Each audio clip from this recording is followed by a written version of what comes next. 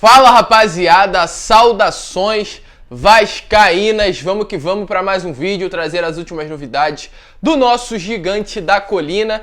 E é claro, uma segunda-feira muito preocupante, uma segunda-feira que o torcedor vascaíno está totalmente chateado com tudo que vem acontecendo dentro do nosso clube, por uma falta de confiança no acesso à Série A do Campeonato Brasileiro, principalmente relacionada ao nosso atual treinador. Um treinador que não consegue ganhar do Operário em São Januário, um treinador que não consegue ganhar do Avaí em São Januário e um treinador que toma pressão e sufoco do Náutico em São Januário. É claro, o Náutico é sim líder do campeonato, o Náutico joga um futebol bonito, um futebol vistoso, mas o Náutico continua sendo Náutico e o Vasco continua sendo Vasco.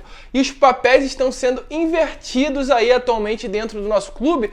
E acredito sim que tudo isso passa por conta do nosso atual treinador, que até o momento não conseguiu mostrar um bom futebol, está treinando o Vasco desde o início do Campeonato Carioca, não chegamos nas semifinais do Carioca, não chegamos ainda na 13ª rodada entre os 4 primeiros colocados da Série B, passamos dificuldade para passar por times na Copa do Brasil, como Tombense, Caldense, e até o momento nada foi feito. E a pergunta que eu deixo é a seguinte: até quando vamos continuar com Marcelo Cabo como treinador do Gigante da Colina? A pressão é muito grande, não somente da torcida, mas também de pessoas de dentro do clube. E é sobre isso que a gente vai falar no vídeo de hoje, sobre a permanência do Marcelo Cabo. Será que ele aguenta até quarta-feira contra a partida do CSA? A gente vai falar sobre isso, mas é claro, antes de começar, a gente vem dar aqui as boas-vindas a você que está chegando no nosso canal pela primeira vez. Seja muito bem-vindo ao nosso canal. O momento do Vasco não é favorável, não é um momento condizente, mas é claro, se você curtir, deixa aí o seu like,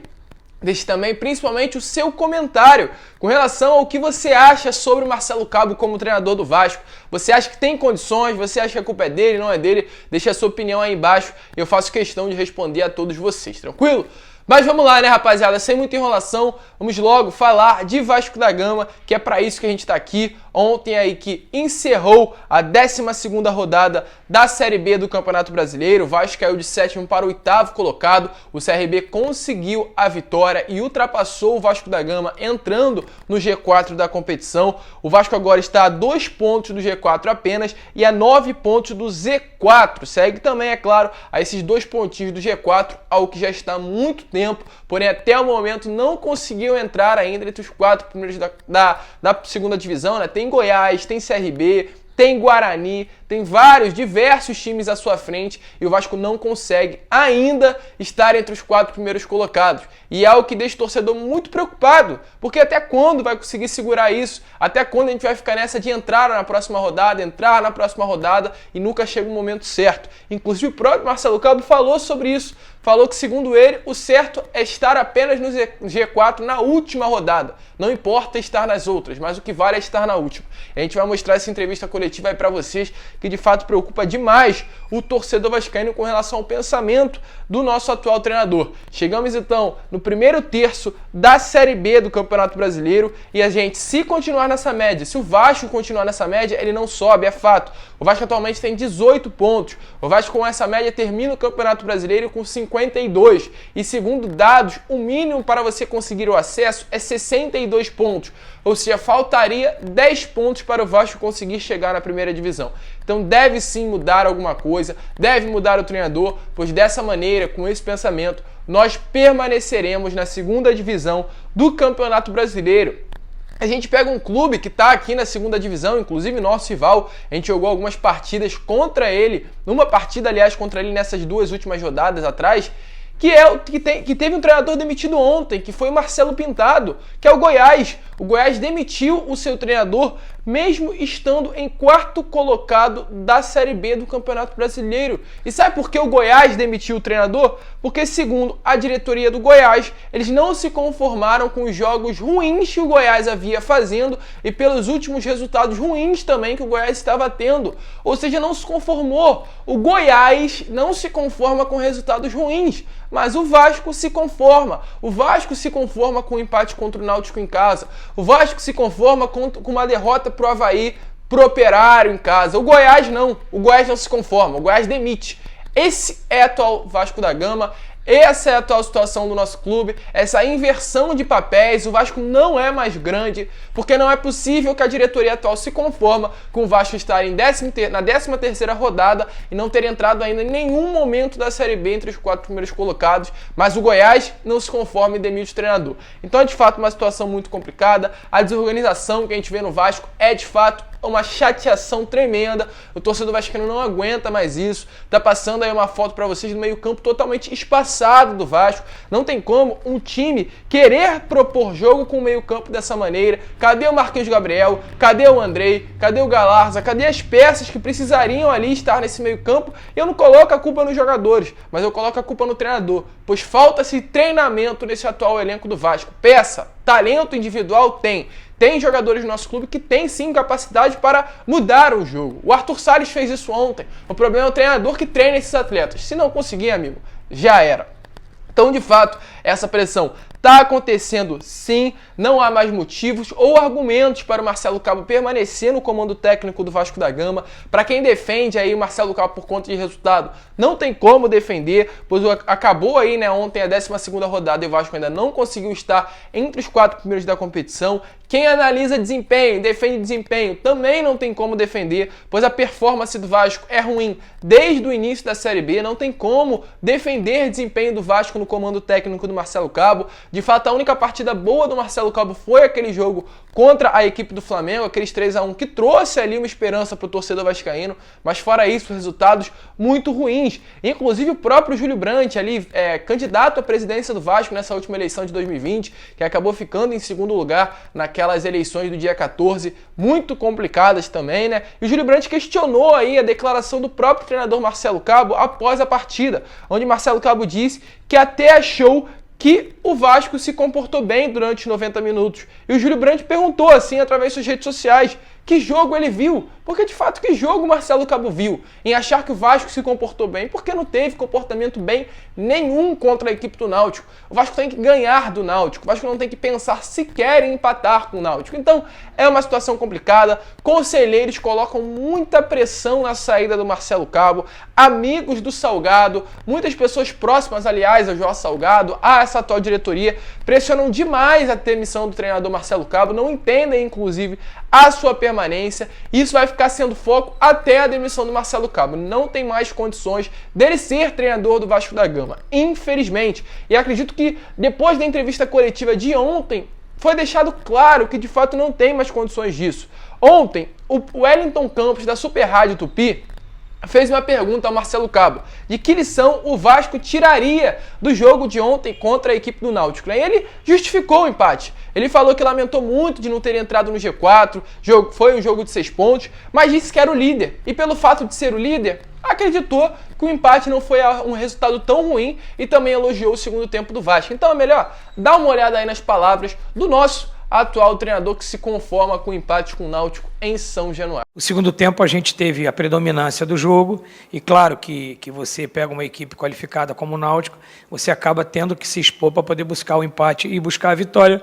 Foi o que o Vasco fez no segundo tempo. O que a gente faz é continuar trabalhando, a gente não entramos no G4, isso é uma frustração para nós e com certeza para o nosso torcedor, mas a gente vai continuar trabalhando que na próxima rodada a gente entre no G4 e para não sair mais. O importante é a gente estar entre os 4 primeiros, quando terminar a competição. A gente trabalha para isso. Claro que a gente trabalha para entrar e não sair mais, mas o importante é a gente estar no G4 na 38ª rodada e presentear a nossa torcida com acesso. Então, de fato, é brincadeira, desculpe esse pensamento do Marcelo Cabo, falar ali que empatou com o líder do campeonato. Não tem líder do campeonato, tem o Náutico, nosso adversário, e o Vasco deve ganhar do Náutico em São Januário. Mas não parou por aí. Outra pergunta feita pelo Emerson Rocha, do canal Atenção Vascaínos, que foi a seguinte, no caso ele perguntou o que falta para o time ter um domínio completo em uma partida, e o Marcelo Cabo falou sobre trabalho em dia a dia e constante evolução.